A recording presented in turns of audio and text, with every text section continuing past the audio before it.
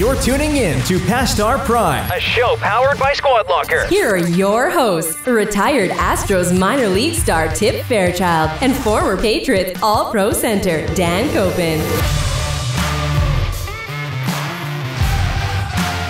Past Our Prime coming at you, and we've got a good one for you today. We're going to talk to Reid later on, former major leaguer, mainly with Pittsburgh.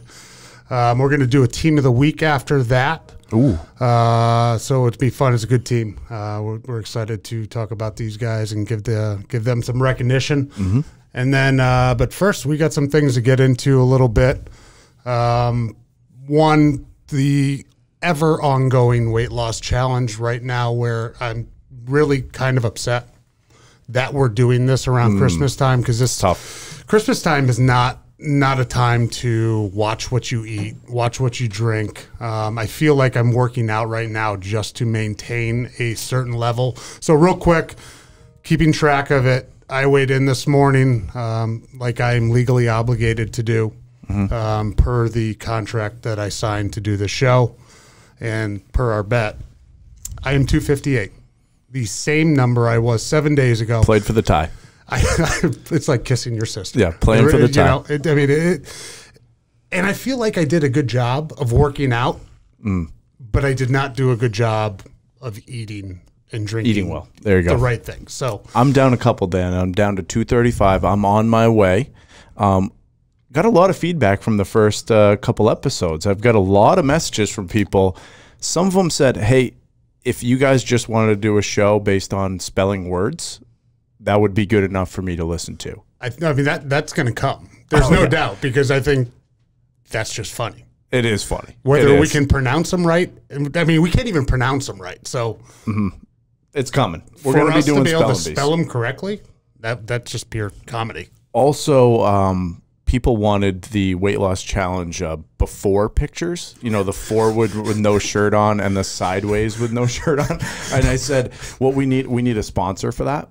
So you know, sponsorships are open for the before pictures. So it's going to be a big number. They've got to pay a lot. Oh yeah, because we're not going shirts off. You know, for a small number for this thing. Not a side view. What's the worst view? Side or front? Side view. Side view is not a good view. Yeah, but the front view, you just get like the. You can actually, like, if you have love handles. I don't know. I don't have. I don't have love handles, but if you if someone were to have love handles, it's a tough. That front view is not that spectacular. It's not great for me either. So the next thing coming though, we've got a 6 and 7 Patriots team that I'm nervous about.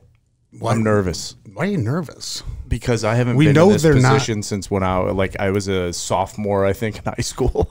So we're in a tough spot right now. We're 6 and 7. I say we. Can I say we? I mean, I can't say we. Are you? You can. I can't say we. You know what? That's a good question. Right when I retired, I would always say we after that, and I always felt like I was wrong in saying that, because there's only we that are a part of this team. There's 53 guys in that locker room and the coaching staff. That's the we. All these retired guys, especially 10 years later, still saying we, that's just wrong. That's grammatically incorrect. Okay, so Did you say we for the Houston Astros? No, but I've never. Did you ever say we? No, I never said we. But the problem, though, Dan, here is I've loved the Patriots forever, right? So when you guys won, or when y'all won for the Southern listeners, I've said we all along because I feel like part of the team. I feel like sometimes when I'm in my living room and I'm rooting that team on, it's just a we game. I think it's different for a fan. From a fan perspective, and on how there you go. I think you're right. You know what I mean? As a fan, like, you can't say we from the Astros because you were never there. That's right. That's very true. The lower levels. I put blood, sweat, and tears into the organization. I just it never became profitable. Well, you were part of Arkansas Pine Bluff Cardinals. I mean, you're a we there. I was part of the Salem Avalanche, the Lexington Legends, the Corpus Christi Hooks. So you're a we, or you were a we. Well, sure. So from a fan perspective, I think you can say we, but as a former member of a we on that team, I just felt it was wrong to say we. So I say them now. That's interesting. So they're coming off. They are coming off a bad loss to the Rams Thursday night of last week, 6-7, and the dynasty is done. Oh, that's tough to hear. That's tough. No. First of all, though, we're talking to an all dynasty center. Dan is all dynasty team, Max. Yeah, we don't. Did you know that? Wow. Dan's the all dynasty center for the Patriots. We don't publicize that very much, but thank you very much. No, we're gonna push that out. We'll push that on the Instagram for him. It's all content. Past our prime show, by the way. So all dynasty subscribe, review. I just tried to do my job. Do your job. Just tried to do my job. You did your job. But in doing that job, they're sitting at 6-7. This will be the first time in 17 years that they don't win 10 games, which is a absolutely remarkable streak.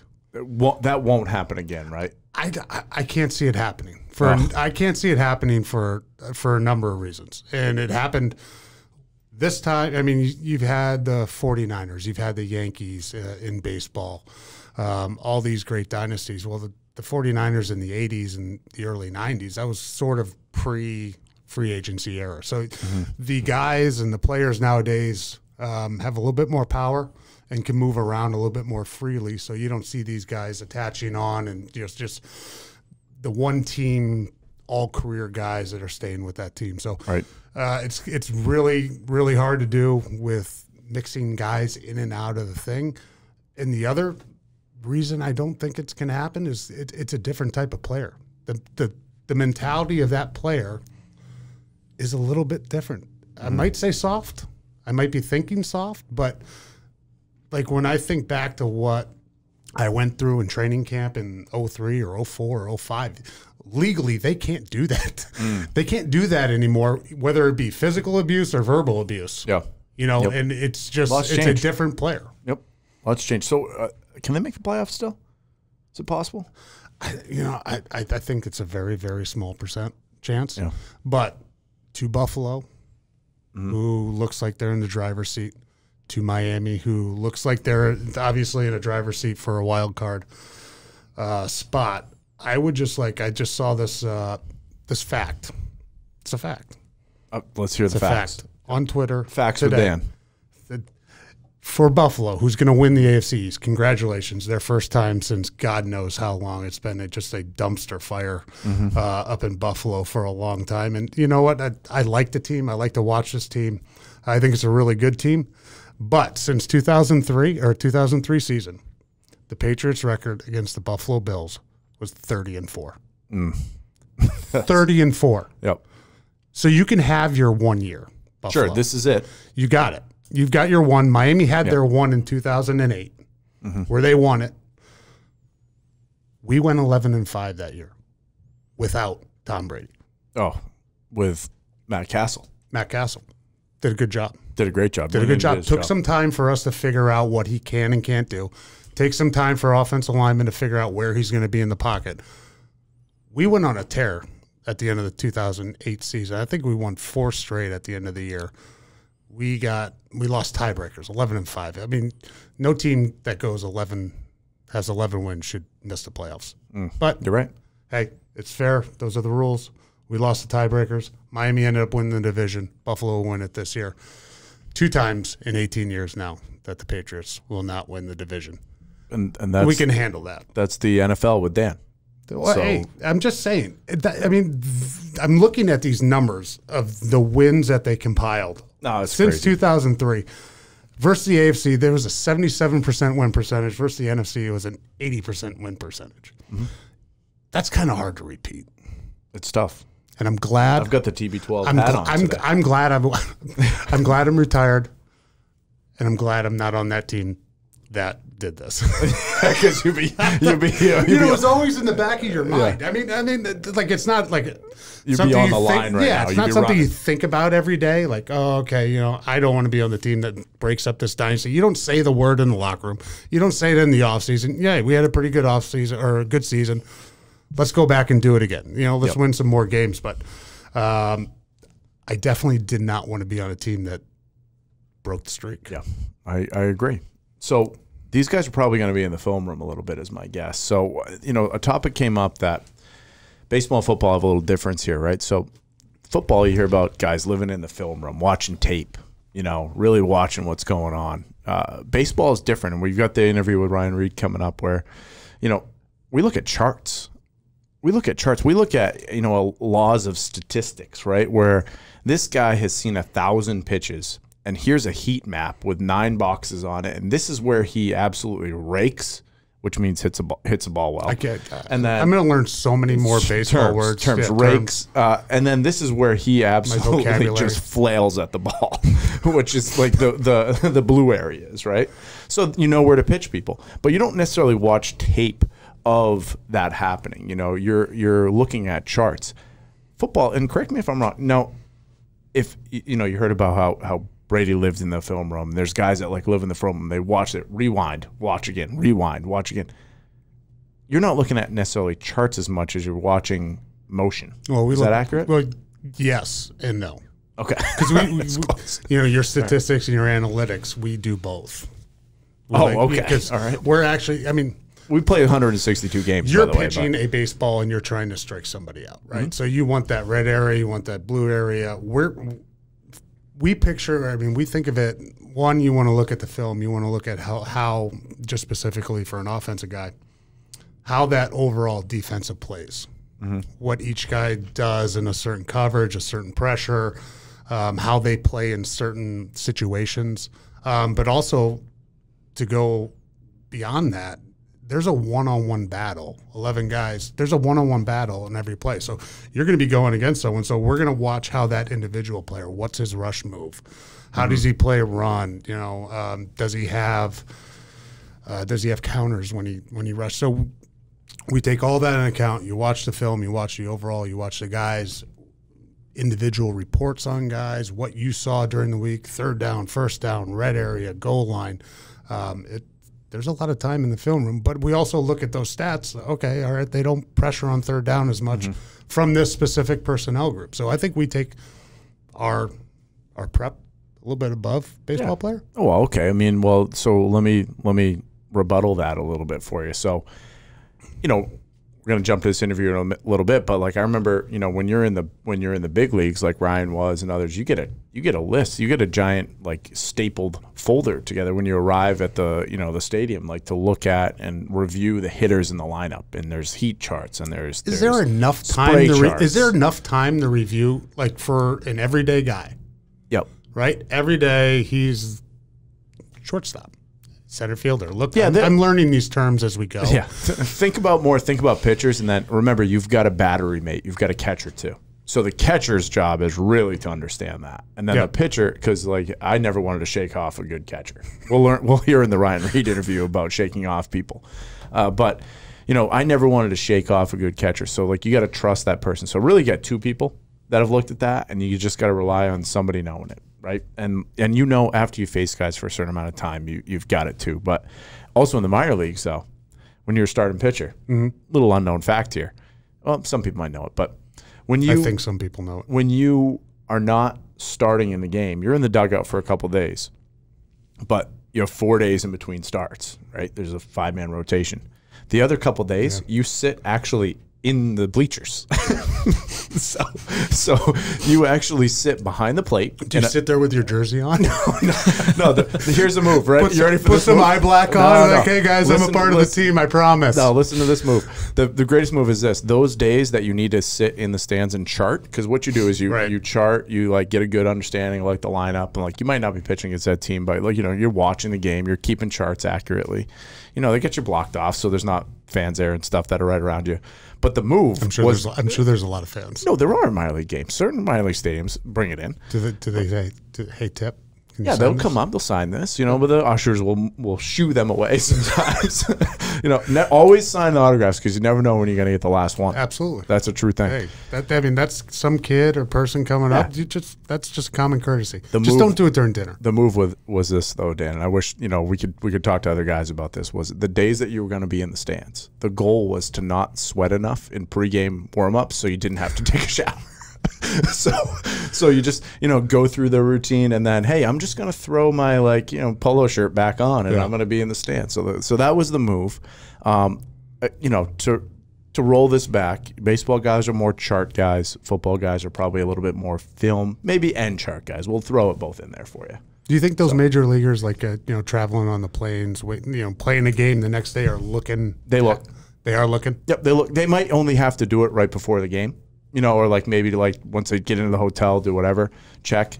A lot of times, guys are always on top of it too, right? They're always looking at it, so they get it. I got it. Let's get in. Hold on. I got one more question. Okay. All right, you've said before, like minor leagues, very competitive, right? Yeah, well, it's everybody's fighting for themselves. Especially pitching, right? Absolutely. I mean, it's completely individualized type of scenario. Like, I want to be the next guy called up. Yep. Has it ever crossed your mind to sit up in those stands and chart wrong? Oh, I mean, no. I'll tell you right now. You want a little insider tip here? Guys that you like, you juice the number. Guys that you don't like, you don't reduce the number. But like, guys that you like, you're like, okay, it was 94 on the gun. I'll put it down 95. That's just being a good team. Just a good team. That's just being a good team. And if you get on a good team, you're doing that for everybody. And you're hoping they're doing that for you. They're not like, oh, that was 91. I'm going to put 86 down for Tip because he's a bum. So that's how that works. So it's as much as you are off the field as you are on there the you field. go. Exactly. So let's take it into the interview with Ryan Reid and hear what he has to say. Past our prime today. We've got former Deering High School two-sport stud all-state athlete, runner-up Mr. Maine baseball. Is that right? Runner-up. James Madison University alum, Nova Seafood Legion national champion, 10-year professional baseball player with the Rays, Pirates, Mets, Marlins, Ryan Reid. What's going on, Ryan? How you doing, guys? Thanks for having me. Of course. Hey, that's a lot of teams. You've been on a bunch. We're going to get into a bunch of stuff regarding baseball. I've known Ryan for a long time. Ryan was in my wedding. Oh, so this is a personal. Oh, this is a personal interview. That's right. Hey, we rattled off some teams there, Ryan. Best team you've been on. Best team you've played on. Out of that group, I mean, you can go into some that aren't even on that list, but I think I've got an idea. But go ahead. What's the best team you've been on? Yeah, man, it's tough to – there's a lot of rabbit holes you can go down on this, but I got to start where it all started, Deering High School, man. Mainer yourself. I'm from Portland, Maine. Went to Deering High School, and we went on a run, man. That senior year between – I'm going to call it my football team. That was my best ever. 13-0. Not even going baseball. No, the football. You're going football, not baseball? He's not even going baseball, Dan. I'm going football. 13-0 my senior year. We outscored our opponents 522 to 46. I mean, we ran it the whole way. And when it came down to a team game, I was always a football guy that just got angry on a mound, and it worked. But we also went 24-0 that year in baseball prior to that, and that was the best baseball year as well. We ended up doing Nova Seafood Legion baseball, World Series champs out in Corvallis, Oregon. I was late to college. But, yeah, man, that was a killer run. What position in football did you play? Or positions? Because, I mean, high school, you don't leave the field if you're one of the best athletes out there. Right. So I was punter, kicker, not first and foremost, but punter, kicker. I just ask what positions you play, and you just it's tough. I don't even know. Look, rugged kid. I've already insulted D linemen into this podcast, and I don't want to insult kickers and punters, but are they really football players? I mean, you went after him early. I mean, I can't even believe you said that first, Ryan. Other than punter and kicker, what'd you play? Proud as my 76-yard punt as I was anything. But beyond that, running back, middle linebacker. All right. So he actually played positions. He played real positions, and I've heard stories. Him and one of his best buddies, so I'm real good friends with now too. John Presby used to hit people and laugh, and laugh before you hit them because you knew you were going to hurt them. Probably are those stories accurate? Do we need to fact check that with John? Yeah, I felt bad for all the teams we were playing that senior year. We had some monsters. He had the full face paint too, right? He had the full face paint. Oh, he went like the Ultimate Warrior, the Road Warriors from the WWE. He had a beard when he was 9. He was like, he was from we had some acronyms for that team I can't repeat here, but I mean we were some BA guys on that defensive line, man. Did you play soccer by any chance in high school? Here we go. I know one person in this room specifically that did play soccer in high school. So no soccer for you? No. I stayed away from soccer. Yeah. Did you play football? I did not play football. So you never met on the... I'm the soccer player in the room. We never met on the football field, but we did meet on the baseball field. You did not go to the same high school, but you played against each other in high school. Not even in high school. We played against each other in like Legion and like summer ball and things like that, which is still real big then. It's not as big now. But, actually it is kind of in Maine, but it's just not big nationally as much anymore. But you guys had a ridiculous team for Legion, and we used to match up, with them a bunch. And that's how probably Ryan and I first met. And then as we, progressed, we went to college, and, I knew a lot of the Portland guys anyway, if they played for us or, if they had been drafted. And then Ryan and I ended up in the Old Port in Maine. Yeah. Everybody knows the Old Port. Quick jump to the Old Port, yeah. Yeah, half of these stories we won't remember, but that's fine. But we ended up in the Old Port in Maine in the off season after I got drafted. Well, you drafted the year after me, right, Ryan? I believe I was 06. 06. So I was 05. Okay. So we ended up in the off season together in Portland, Maine, and started working out together a lot, and going out. Neither of us were in class. We were just athletes, and working out and going out to dinner and having great dinners together. That's the off season ever for sure. Yeah, waking up at later 11. And then, working out, getting a throw in, and then having dinner. What does a pitcher do for workouts, Ryan? In the off season, what would the workout be for you and Ted? What was the workout like, Ryan? You take us through it. Take us through a normal off season day, and then we'll go back. We'll rewind time to like draft day and everything else. Well, so draft day, I'm 20 years old, coming out of college, where we were doing football lifts there at James. I went to James Madison. We were doing football lifts. I gained 24 pounds my freshman year. I mean, it was ridiculous. Not baseball workout. So the next year it changed, yada, yada, yada.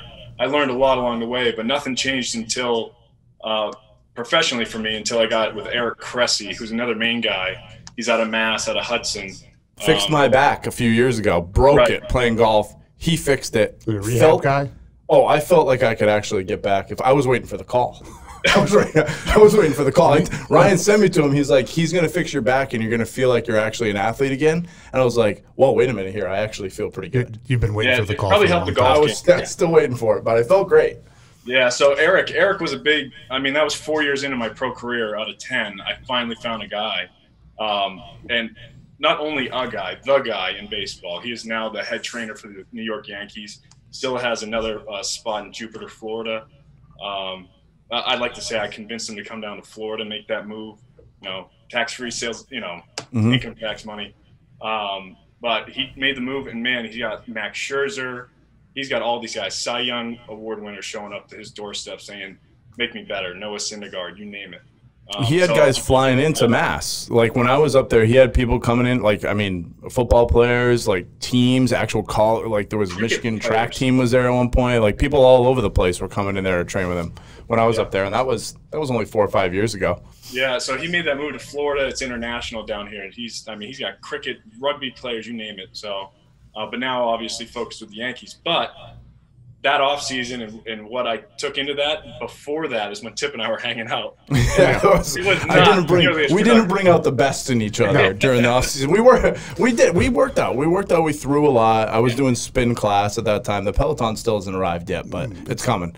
But then we would throw a bunch, and it was different then too. The game has changed a lot, like football. Guys are working out different now. I get you. Yeah. No, it definitely. I mean, you take a look at the progression of fitness and health and what people are putting in their bodies. I mean, I was going through drive-through lines at McDonald's trying to keep my weight up, and now it's just guys coming in. It's a completely different mindset with how they take care of their bodies nowadays. I'm surprised, Ryan, how 4 or 5 years into the career, it took you that long to figure it out, or is it just, hey, I've made it this far with the way I'm going, or we just maybe waiting for that call to get the call up and, hey, this is what I need to do to take that next step?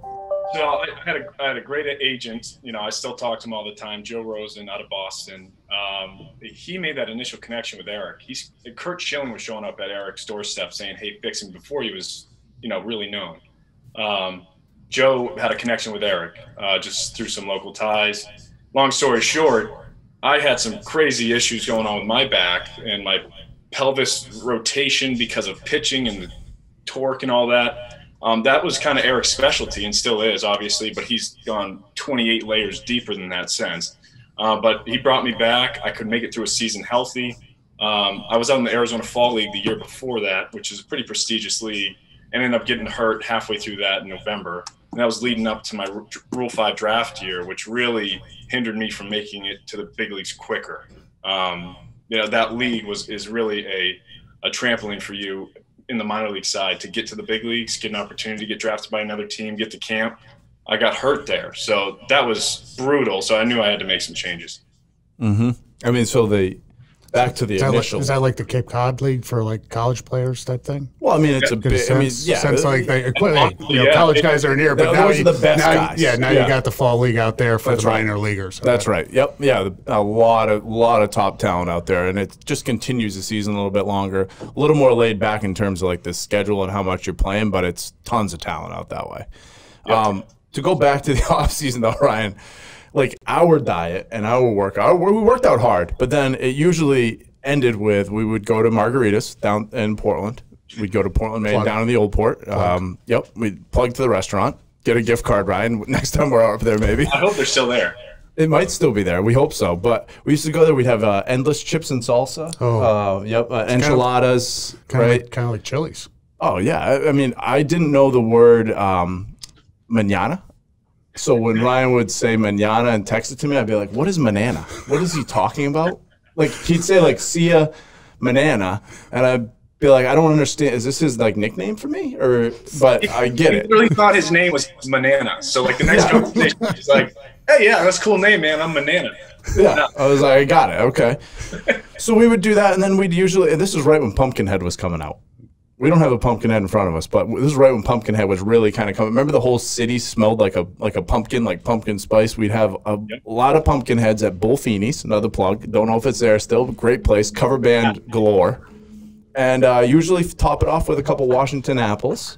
There, okay. And we were young enough where we would just be right back at it the next day, like in the gym, sweating it out, getting a workout in. I usually now call it playing for the tie, which means hold the weight, do what you want to do, work out enough so that you can do that all again. You know, Ryan took another step where he was like, I'm gonna turn the corner here and really, like you said, work with Cressy, and it was time for him to roll. So, and he did. So, yeah, but those off seasons, though, those were killer. Those were killer. Pivotal for me making it to the show. Oh, right. Yeah, I trained him. Yeah, there you go. So, all right, now you make it to the show. All right, so I've got this image of Bull Durham in my mind where Kevin Costner is talking, hey, I got 21 days into the show, and everybody's just like huddled around him. Like, what is it like white balls at batting practice, people carrying your bags? Was that going through your mind when you got the call up? Man, I had so many touches with Major League camp. And Tip, I don't know I think you got a few opportunities there, maybe. Yep. And I was involved with a lot of them with the Rays. I was with the Rays for 7 years, 3 of which I was in big league camp with Joe Madden. I went through it. 1 year I was all the way through it. To the end, I was the last guy cut. I ended up playing in the exhibition game for Tampa in Durham against the AAA team, then got sent to AA type deal. So, I mean, I was already really involved. I understood the Tampa Bay version of the major leagues, which might not be the Yankees. You know, what they're throwing at players money-wise and all that stuff. But, man, it was incredible getting up. But the grind it took, that 8 years for me to get there, by the time I got there, and I don't mean to have an ego about it then or now or whatever, but it was like I should have been here 3-4 years ago. It was almost like I was kicking myself in the butt a little bit. Mm-hmm. And you were hanging out with Tip too much. Yeah, they're really career. I hurt you. I probably hindered you. I hurt you on that one big contract. I won my 10%. I learned a lot along the way. But, man, you get up there and the huge locker rooms, you know, the stadiums are incredible. It's everything you think. But when it came down to pressures and the pressures you deal with in Major League Baseball, I was way ready for it at being a closer in Venezuela, where you have 6,000 people in the stands, 8,000, and it sounds like 40, 50 freaking out. Pressure, they know the game, bunts are in, small ball, striking people out. They know the game. It felt like a golf match when I went to the first. I wasn't in a high leverage situation either, but just comparatively, that Venezuela baseball was way higher pressure than that major league setting. Well, we're coming back to Venezuela, but tell us about, and this is, I'm still waiting for this phone call, Dan. I'm still waiting for it, but when you get a phone call, or it's a phone call, or they pull you into the office, right? They pull you into the office. Hey, you're going to the big leagues, kid, right? Give us the rundown, Ryan, because you called me that night, and then you were like, "I got some news for you." And I was like, "You got to have it word for word." Wait a minute, are you getting married? Like, what's happening? And then so let us have it. Let us have it, because this is good. Man, I had a good run, a lot of movement. I was in Indianapolis Indians, AAA. Dean Trainer was my manager. Great dude. I think he's the AAA or big league third base coach for the Marlins right now. But he's been in the game for a long time, just a tough dude, but he knows the game, and he would always mess with guys, right? He's a clubhouse guy. And so I come in and he's like, "Hey man, you just got traded." Gave me the old, "Hey, you got traded" line. And I was like, okay, well, greener pastures, whatever. Yeah. Okay, cool. Hey, where am I going? Yeah, whatever. And this is I had just posted a 0.5 ERA over 3 months. So I was a little surprised when all right. And before I could leave the room, he's like, I'm just messing with you. And you're heading to Atlanta is where I was heading to play with a big club. But I mean, that was a big day. And my wife girlfriend at the time, was in town. So we got to We'll get to Caitlin. We're going to get to Caitlin. Don't worry. That's a bullet I have. Yep. So she met you down there, but you had the call. You make a few phone calls after that, I'm sure. You got to call your parents first on that one? Got it, right? Is that how it worked? Yeah, so parents first, 100%. Then I think I called you. No. Oh, early. I got a top five call? I think you're in the top 5 for sure. Yeah, top 5. Really? Yeah, let's see. Yeah, I got him there. But you were in the middle of it. You held him back for how many years? Yeah, I almost I got one of his jerseys at the house. I was going to bring it in today. We should have. As we interview people, we should put their jerseys up. That'd be nice. We'll only have a couple jerseys in here. The dozens of listeners. Or we can just hang the 8 teams that he was a part of. Reid, I could get all the teams in. You're right. That's a good idea. I like that. Especially the Venezuela club. Yeah, the Venezuelan club. That's common. That part you see in movies. The rookie, the kid, he gets the call up. He's like, got to call his kid. You know what I mean? Like, talk about getting choked up in a movie. Like, that's all time. So, there's that story that's awesome, Ryan. I mean, you got to do it, which is huge. You had, the cup there. There's so many guys that, not even just pro, but, just people that play that want to just play at the next thing. If they're in JV baseball, they want to play high school, at the high school level. If they're in high school, they want to play college. If they play college, they want to play something after, if they can. So, yeah, you did it at the top level for sure. You also had some time, like you said, in Venezuela. Give us a Venezuela story, because for people that don't know, a lot of guys that are playing pro ball, they have other places to go play, like hockey. Guys will play overseas in Russia, like all over the place. A lot of guys will play. The season's different. So in the off season, a lot of guys that are still cutting their teeth, maybe the minor leagues, or maybe just catching on. They'll go to where, Ryan? Colombia, Venezuela, Mexico. I mean, there's 5 or 6 leagues now. Dominican, So Venezuela. Tell us about Venezuela. Well, the world's different today. I mean, there is no Venezuelan and major league connection going on in that league now for obvious, third world issues going on over there. But when I was there through the Chavez administration getting reelected, tanks rolling through the streets, no alcohol sales for 2 weeks, stuck in a hotel room. It was wild, but I loved it. Just at what point did you decide this is a bad idea?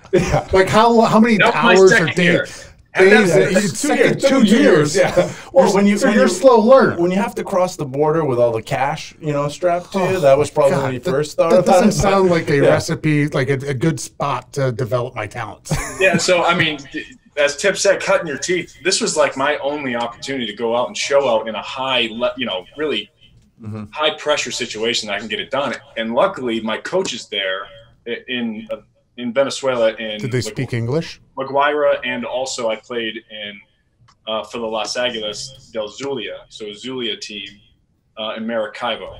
But the Maracaibo coaches, they happen to be bench coaches for the Pittsburg Pirates. Venezuelan guy he was the bench coach that in the end, when it was up to, hey, do we bring up Ryan, or who's got a 0.5 ERA but no big league time, or this other guy? he was a guy, pushing for me. He's got it. He can handle the pressure, whatever. So he helped me get signed. He helped me get to the show. So had I never gone there, I wouldn't have been in those opportunities to show myself outside of, AA, AAA ball. Yeah, and I remember you saying, we talk a bunch of you down there, and you're like, I go pitch, and then I go back to you stayed at an American resort, right, that had a casino or bar or whatever. You just go to the field, go right back. That's just smart. That sounds just smart. With tanks rolling through the street, I think I do the same thing. Baseball, right back to the hotel. The first year was an eye-opener. We were down the street. Literally, it was like 100 yards to walk to the mall that had the food. And they're like, only walk that during the day type deal. I'm like, what? But this you've had runs. You had runs in high school of 100 yards. You had runs of 100 yards. You're like, I can handle this. Yeah, probably the most fun I had was at a U.S. embassy. Honestly, we went over there, and there's no beer sales, so it's nothing but liquor and a bunch of army dudes hanging out, trying to be safe in Venezuela. They showed us the green zone, which was the OK zone at the U.S. embassy. The green zone was this big for a state that was ginormous. Yeah, exactly. This green zone was that. And he goes, you're in it right now. Anything outside of that, coin flip every day. So, yeah, it was pretty wild. I learned a lot. I learned a lot of Spanish. I still have a bunch of good relationships. I'm actually got a few projects right now with some guys that's still in the big leagues doing it, signing deals that want to do some sports complex stuff, and in those conversations right now with them. Mm-hmm. What is the one pitch that you remember throughout your career? Oof.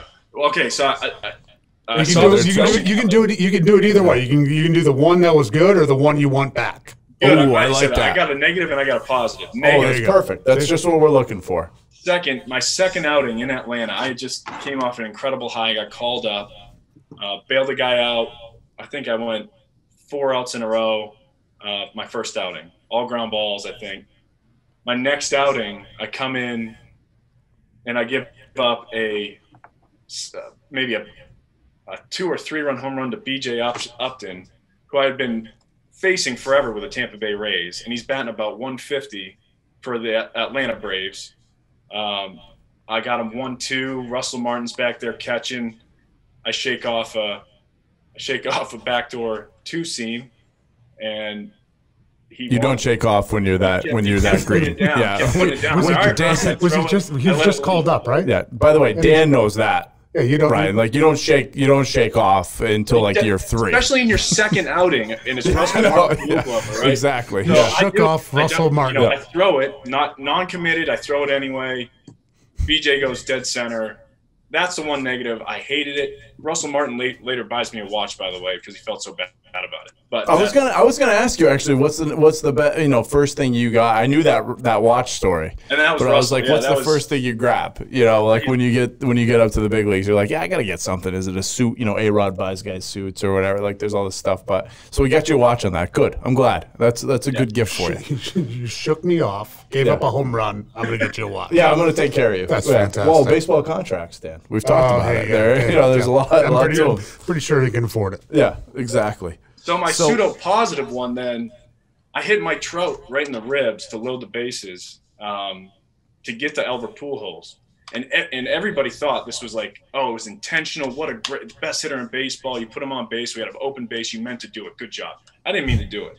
I haven't really told many people that. But I kind of set the tone with the Pirates that year. Like, this guy will go in on anybody.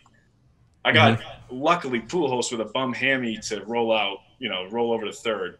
The next one, but everybody's high-fiving me because I smoked Trout, the best hitter, in the ribs.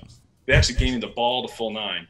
But when it comes, and we came back and won that game. We were down 6 when I came in, and we won that. So when I think of positive outcome, that was probably in the show. My last pitch. Trout might be able to buy more than a watch. Trout could. Yeah, he could buy you a watch. Yeah, I mean that's maybe something. That contract is a good one. We're going to get into contracts. There's a contract segment coming in the podcast at some point, Dan. But back to Caitlin real quick. Ryan's married to Caitlin. Couple kids. Awesome. I get married in 2010. Right? 2010. Yeah. If you want 10 years, are you on your 10 year? Yeah, Ryan's in the wedding. He's one of my groomsmen. His sister's there. Because I know his sister well. He's like, I'm going to bring a date. doesn't really know her that well. Boom, Caitlin comes. Almost not a blind date, close. Not a blind date. Not blind. They hit it off at the wedding. Bang, they get married. They have kids. Like, I'm a matchmaker. So you're taking responsibility for their. I actually am taking responsibility. Their happy life and kids. Hey, that wedding was a blast, and we danced our. Thank you. Yep. You can good. say ass.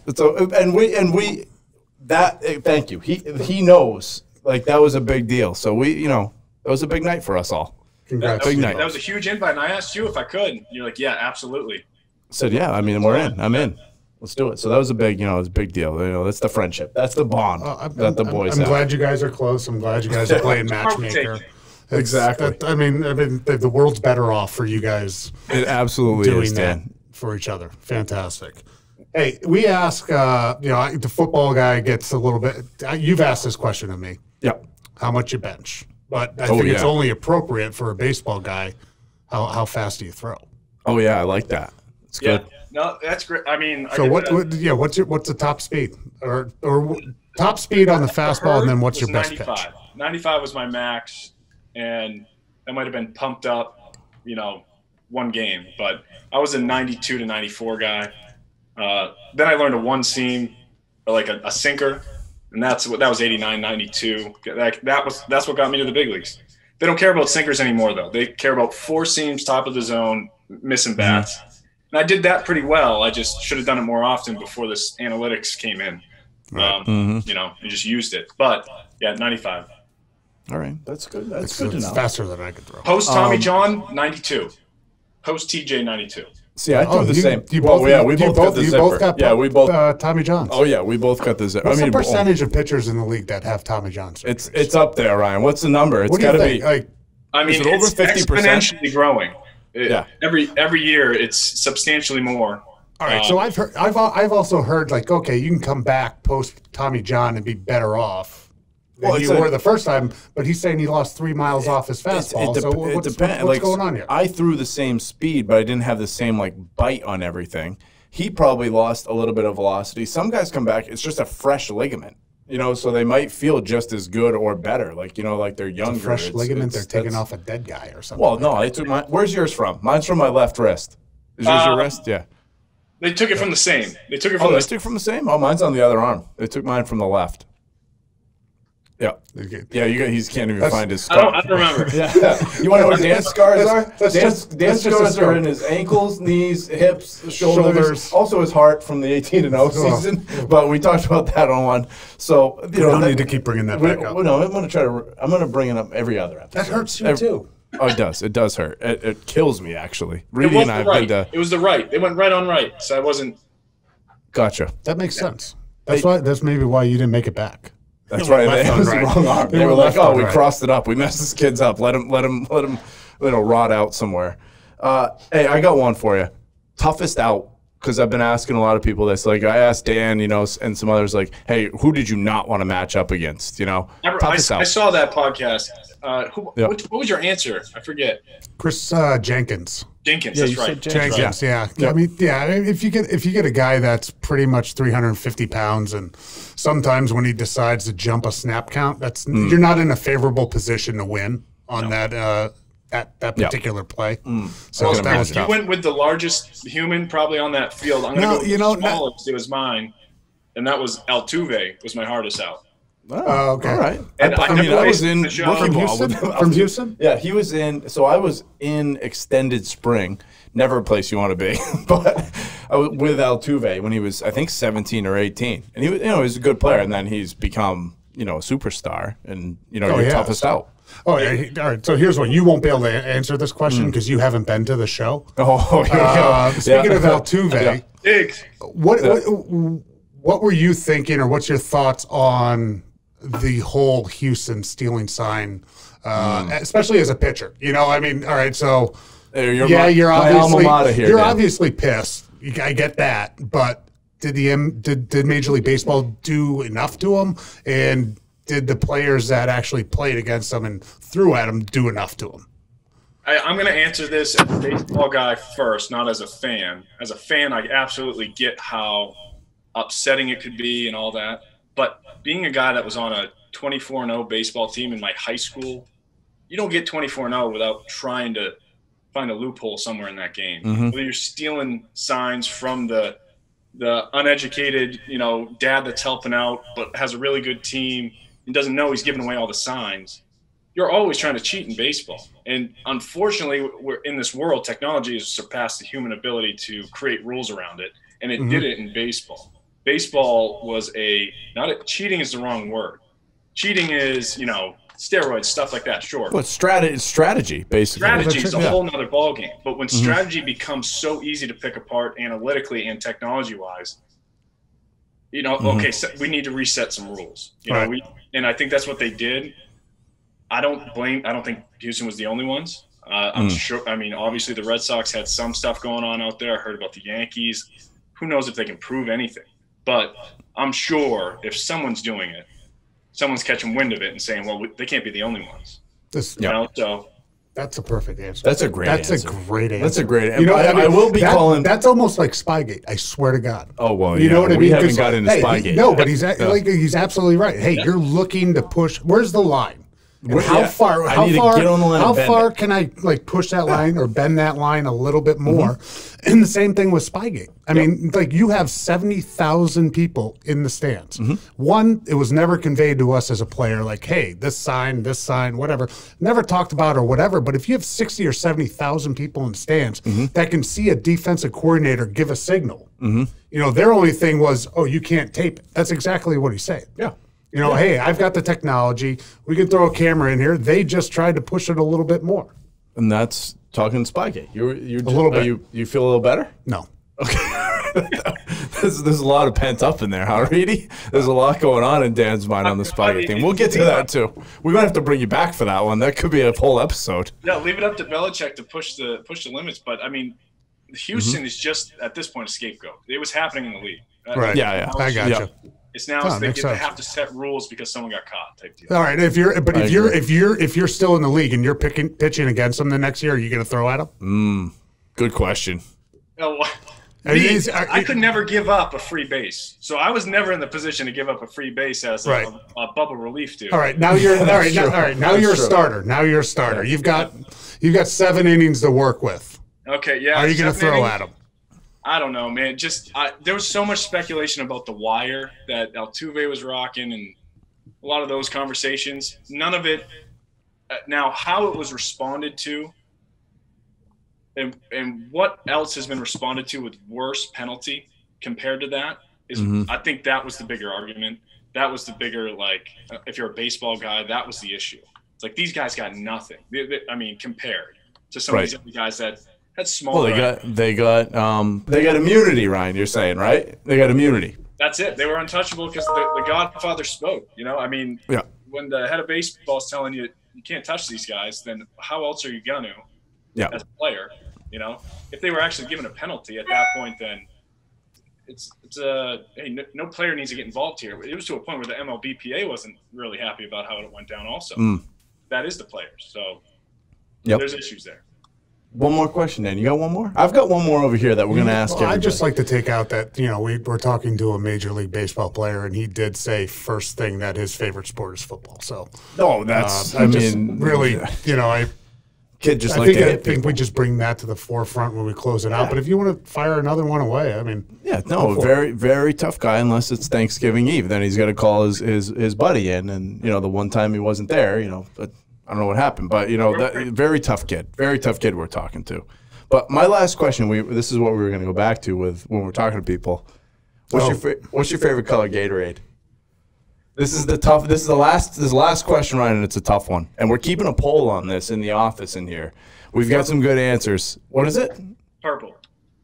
Okay, Purple's not even original color. Go original color. Come on. Purple is not even an original color. Is purple your favorite? What is it? Purple's right now because the least heartburn when I'm really getting after it. Well, now you're getting old. So I'm a lemon lime guy. No. You don't give away what you are. He already knows. He knows. He's seen me laying on my couch. He's been in your lane. He knows. Yeah, during the bachelor party. He's like, what does Tip need right now to stay alive? Get him a lemon lime Gatorade immediately. Give him some yellow colored electrolytes. Exactly. Dan's a red guy. I can't believe it. That's like serial killer stuff right there. Red is a really interesting color. Red is the original classic fruit punch. Right. Yeah. Everybody loves it. Change your face, gives you that Joker smile. I see you.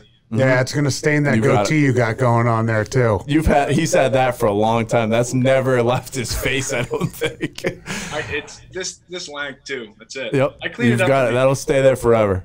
Hey, so N34 on the hat, NR34 on the hat. Yeah. Tell us about it. What are you doing? What are you doing right now? You can give a plug. Yeah. Give a plug. What are you doing right now, Ryan? Give a plug to the 12 people that are listening. Manufacturer out of Austin, Texas.